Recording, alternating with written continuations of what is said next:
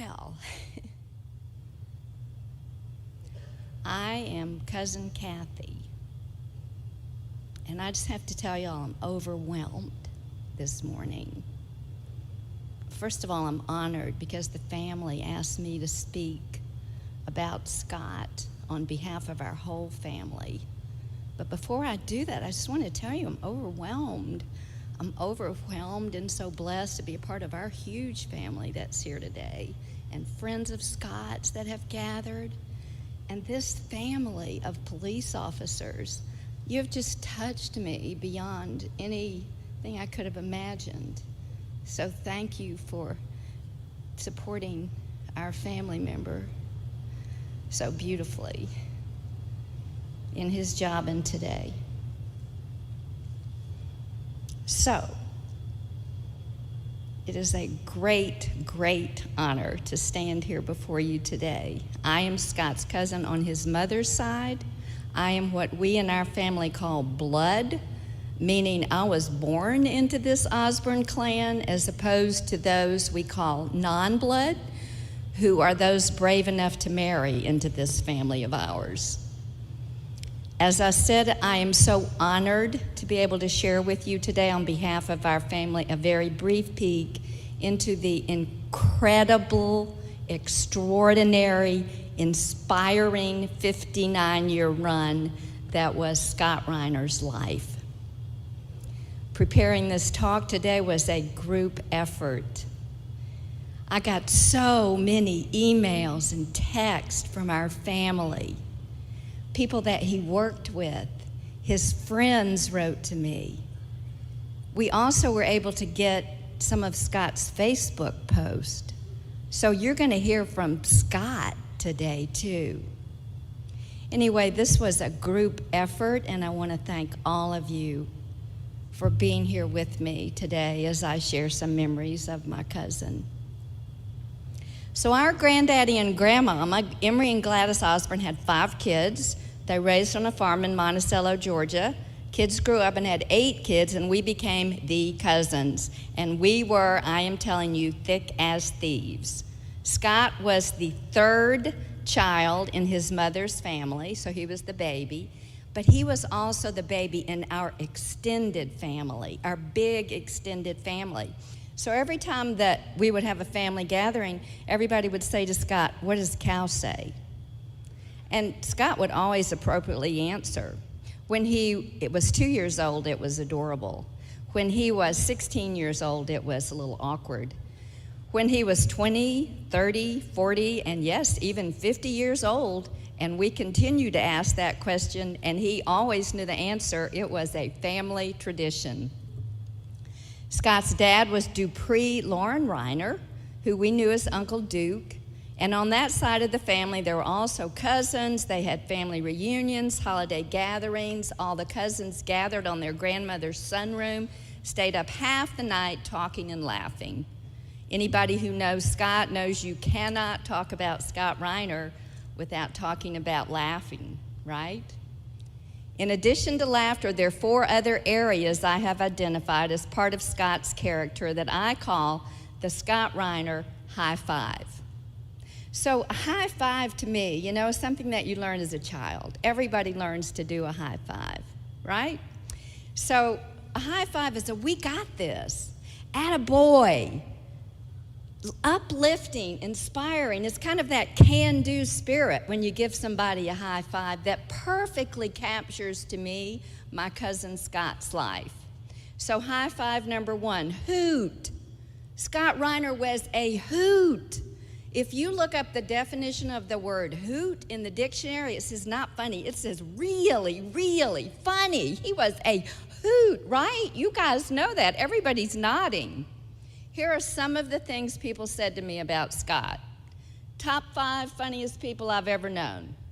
Funniest man in the room. Always had a story and always made you laugh.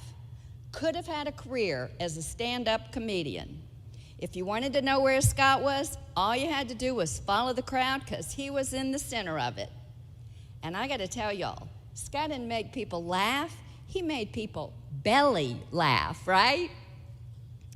And he was always cooking up ways to make people laugh. One year at our annual Christmas party, we had over 50 people there, and as a gift, Scott brought a Christmas ornament of himself, half naked, and gave it to one of our visiting non-bloods as a gift, just to see the newcomer's reaction.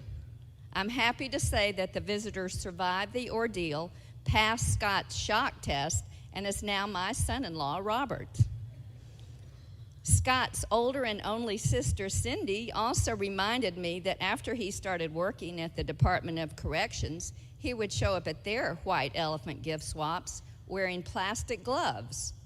Now, he knew that we knew where he worked, and he knew that we didn't know where those gloves had been, if you know what I mean. Scott wasn't just funny around our family, he was just like hysterical everywhere he went. His coworker Ross told me that when they had taser training at work and he had to act out potential, I see so many nods over here, I wish you could be here looking from my point of view. And he had to act out hazardous potential scenes and play those things, that Scott would come up with characters that were just absolutely hysterical. I can just imagine, because honestly, I think that the whole world was Scott Riner's stage. Ross also told me that he and Scott had a contest that went on for a decade, and that everybody in the office thought they really didn't like each other at all, but they were the best of friends. He said they would see who could out-prank the other one. Maybe one would put a possum or a fake possum under one car, pour glitter over the other's car, sneak into the parking lot and trade and move the car when the other one wasn't looking. This went on for decades, and those are just starters. You'll have to find Ross and ask him the rest of the stories. So everywhere Scott went, Scott was a hoot. High five, finger number 1. High five, finger number 2, heart.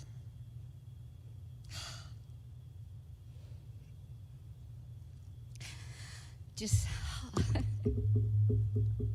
if it is true that people can have a heart of gold, then Scott's was 24 karat. His wife, Elena, told me he was constantly doing things for other people. If anybody needed anything at all, Scott was the first one to step up. They had an elderly neighbor. When Scott was mowing his grass, he'd just go on across the street and mow hers, take her trash can to the street, deliver her paper to the door. That he never asked for thanks or appreciation. My niece Kristen told me that she and Hank, who are both blood in the generation below us, agreed that if they knew they ever needed anything at all, that they could call their Uncle Scott and he would be there.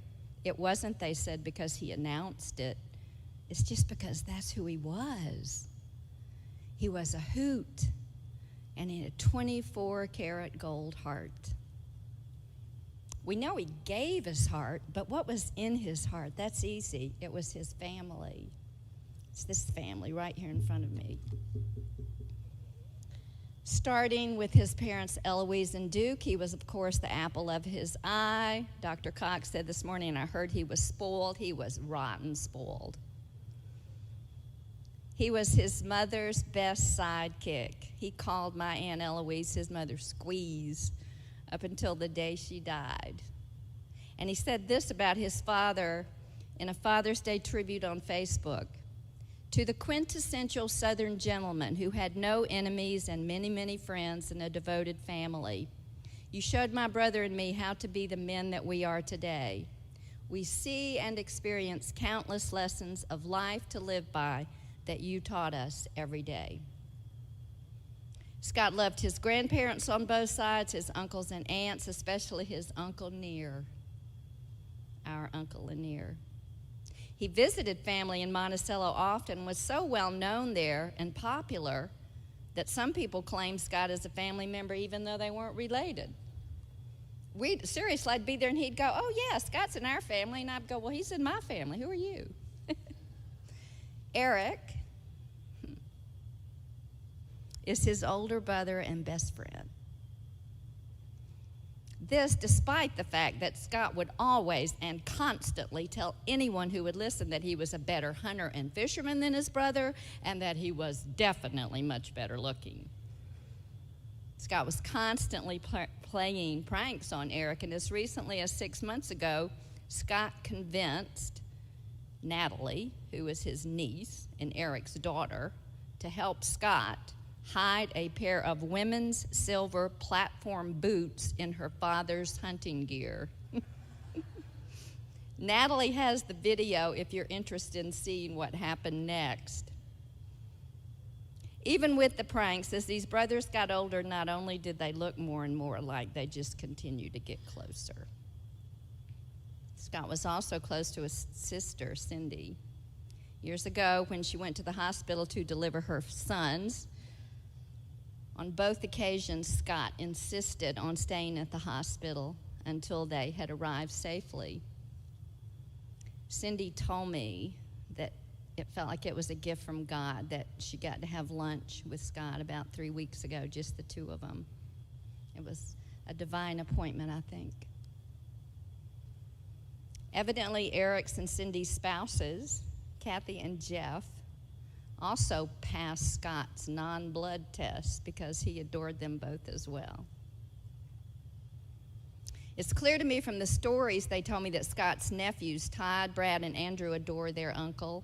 Brad shared stories about being in his car listening to Michael Jackson's Beat It on continuous repeat, about memories of going full throttle with Scott on a four-wheeler, but not until you were out of the sight of Mom, about deer hunting memories and learning the rotate method of eating holiday dinners. And if y'all don't know about it, you really need to ask him about it. It's hysterical.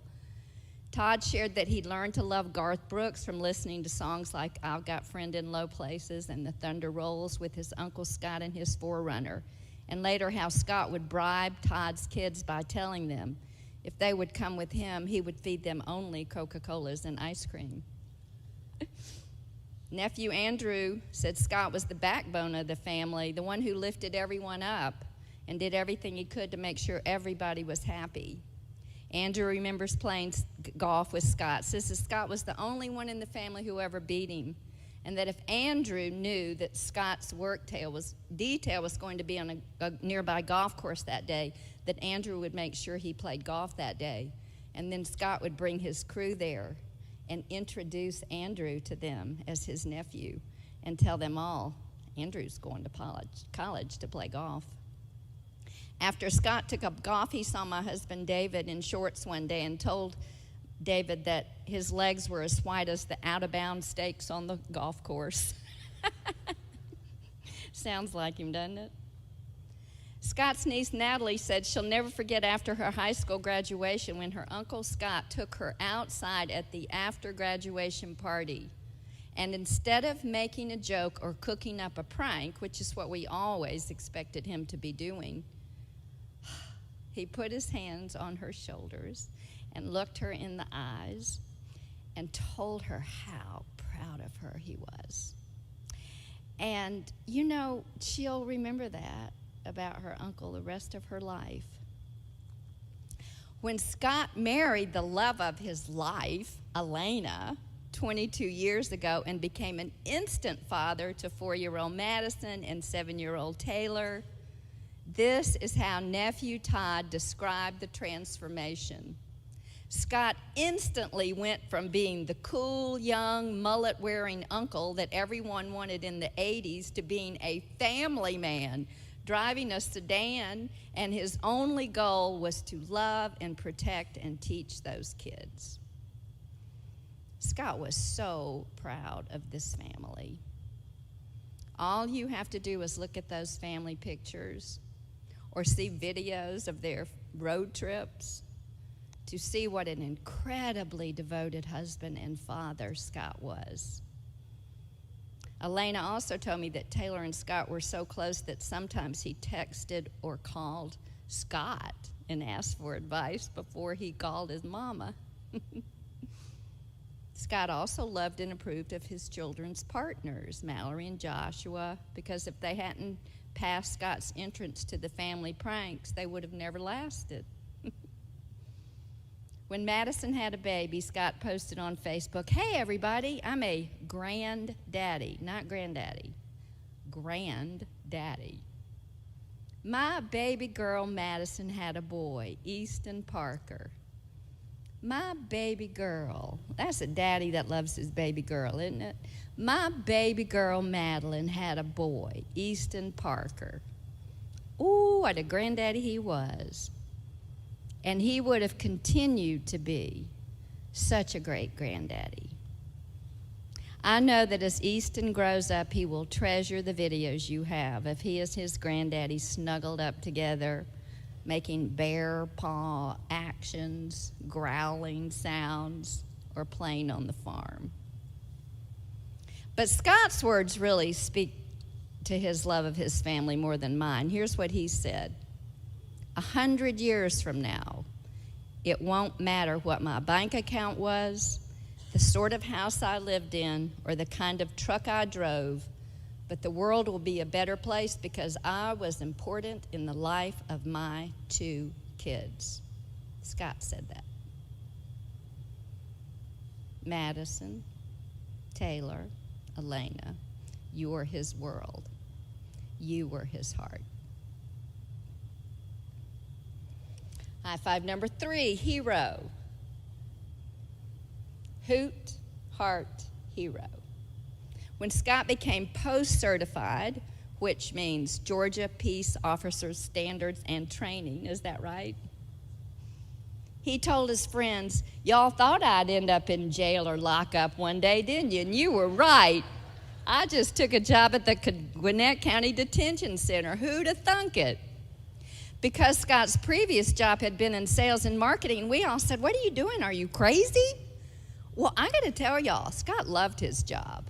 I mean, honestly, I think people say they have a calling. It was 100% his calling. These were his words that he posted on Facebook. "I take pride in what I do. There are so few people who could do this job with honor and do it on a daily basis, especially when you're working for people who really don't want you to be in the job you're in." When he joined law enforcement, he told my brother Chuck, "I'm proud to be in law. It runs in our blood." We say blood a lot in our family. He was referring to our grandmother's brother, Uncle Carol, who was a police officer in Monticello. Scott insisted on being the first one at work every day. He was there before his supervisors. I understand he had the respect of his coworkers and the respect of the inmates. His coworker Ross said he treated people the way he wanted to be treated, no matter if they were staff members, civilians, police officers, or inmates. He treated them all the same, with respect. Former inmate John Stark said that Scott literally changed his life, and as a tribute and reminder, had Scott's detail crew number tattooed on his arm. Scott changed Mr. Stark's life, and as a result, his family's life. If that is not a hero, I don't know what is. Elena told me that for several years, Scott ran the prison awareness program. They take high-risk kids, scare them to death, show them what a life in prison would really be like. Scott said they would break them down so they could build them back up again and then inspire them. Scott was so successful in that job that he literally had people reach out to him years later and tell him that this program had changed the trajectory of their lives. And as recently as a few months ago, a lady called and spoke to Scott and said that one day had changed her life. Even in this job, though, Scott was up to his old tricks. When my niece Nikki visited the program on a high school field trip, her uncle Scott boarded the bus and in a very scary and intimidating voice called Nikki out and implied to all of her high school peers that Nikki was a reformed inmate who had an Alabama tattoo on her body and he knew about it. To this day, some of her high school classmates still wonder if that story is true. Elena said that when Scott took young inmates out on work detail, some of them had never operated a weed eater before. They didn't know how to operate lawn maintenance equipment. That Scott felt like this is what it was about.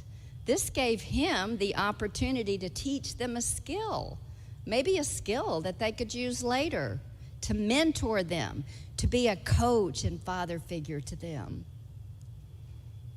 Scott performed his job as a corrections officer, then a senior corrections officer with the Gwinnett County Department of Corrections for 10 years. He felt honored to serve there, and he served there with honor. High five number 4, happy. Scott's one of the happiest people I've ever known in my entire life, and I've known a lot of people. You know why? I think it's because he knew what made him happy. He was happy in this job that nobody, wanted him to do, because he believed it gave him the chance to help people. He was happy at his farm, the Circle Z. He would head to the farm every Friday and return on Sunday, and everybody supported that because they knew it made Scott happy. He was happy whether he was there with 100 people or there alone. And when he got to the farm, he definitely relaxed. Cindy remembers when she and Jeff drove up one weekend and found Scott driving around on the tractor in his underwear. I learned that was, pretty normal for him. Everyone told me when he was at the farm, he was always either in his underwear or his camo cargo shorts. And from the pictures I've seen, he was always shirtless. Here's the great thing. He didn't give a rip what anybody thought about it. He told his buddy Ross that when they went to the farm together, Scott would stop at Larry's four-way stop and get 30 wings, 2 orders of jalapeno poppers, and then they'd head to the dock, eat their food, and feed the fish the leftover bones. I also heard that Scott stopped at the QT for breakfast every day, and that the people there loved him so much that they saved their day-old bread so he could feed the fish. Scott even took care of the catfish. Speaking of fish, Scott had a pet catfish named Warrior, a pet catfish. I want to make sure you heard that. He was obsessed with dogs, particularly dachshunds. He loved his 3 dogs, Scarlet, Maggie May, and Bammy. And even though he was an avid hunter, Elena told me that he had developed a relationship with a doe in their neighborhood he called Pretty Girl, who would come to the back fence. Scott would call to her and bring her food. And in the spring, Pretty Girl brought her fawn to the back fence to introduce the fawn to Scott. So you remember that word number 2, heart? Even the animals recognize that. So the farm made him happy, animals made him happy, and nature made him happy. My brother Chuck says he never saw Scott sit or stand, and if you wanted to talk to him, you just had to follow him around. He added that Scott was on 9 different deer stands on one morning hunt. So Scott was busy like a lot of us Osborns. But then when you see what Scott posted about the woods, and hear this song, What a Wonderful World, that's so Scott. You understand, like Elena told me, that nature was his sanctuary. So here's what he wrote. These are his words. He just posted a picture of some woods, and under that he wrote, "This is what it's all about. I love to be in the woods." Another post on a different day.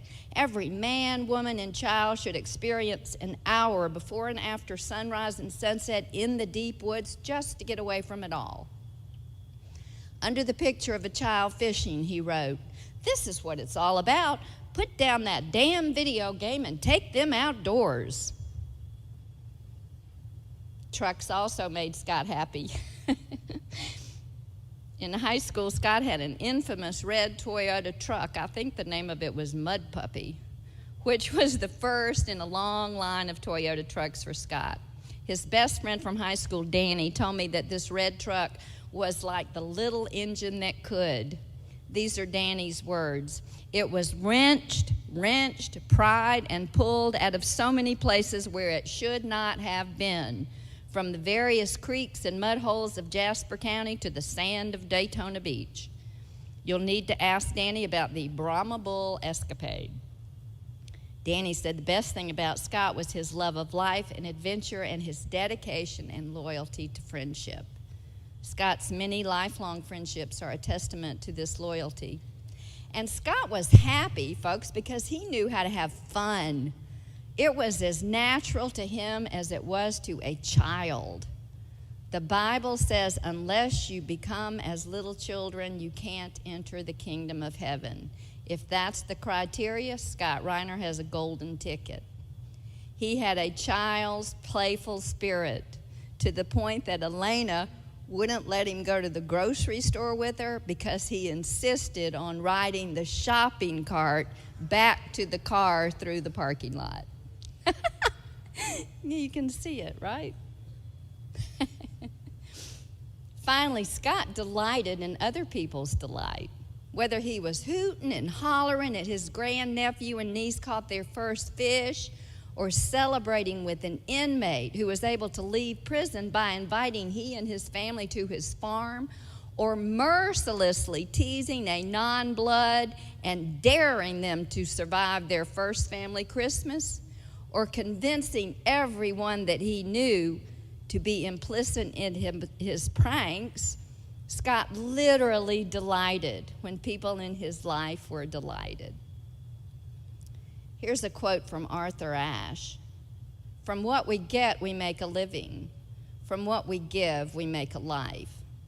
Scott Riner's life was happy and full, I believe, because he made his whole life, really from the time he was a little kid, about service and giving.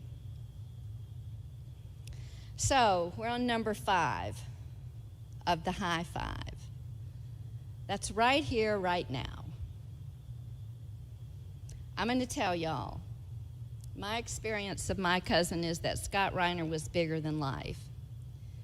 Literally bigger than his life on this earth. Bigger than the life of his physical body that was ended so abruptly. Scott left us too soon and too tragically, but in God's perfect timing, as Dr. Cox said. I believe that. As my cousin Hank put it, I hope we can all live a life well enough so that it hurts this bad to the people we love when we're gone. And he added, Scott was always the one that made times like this easier. But I don't, I know it doesn't happen this way, but in my mind, I can imagine Scott's heavenly homecoming. He speeds in to the pearly gates in his red truck. His music's blaring. He's got nothing on but his camo shorts, his fishing poles in his hand. He's greeting a whole slew of raiding relatives. He gives them a high five and he says, hey, hey, hey. While I am confident that Scott is at peace and in God's loving arms, I am also confident that we can still have his spirit here, alive in us right here, right now. Here, right now. It's in our voices when we have a good laugh.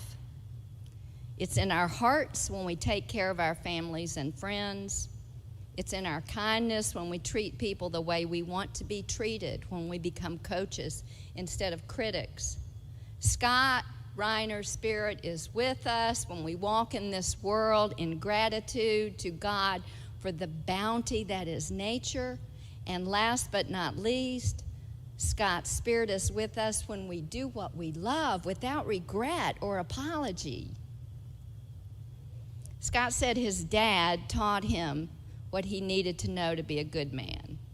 Scott, in turn, by his example, taught us what we need to know to go forward from here and be good humans. I, for one, am determined to keep his spirit alive as long as I am alive. And here's how I'm going to do it. From now on, every time I raise my hand to give someone a high five, it's going to be in memory of Scott, whose sense of humor, whose generous heart, whose heroism, whose contagious happiness can continue to live in me and through me.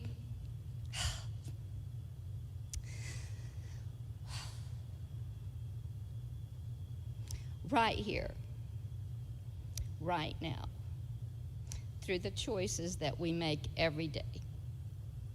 I want to be like my cousin Scott.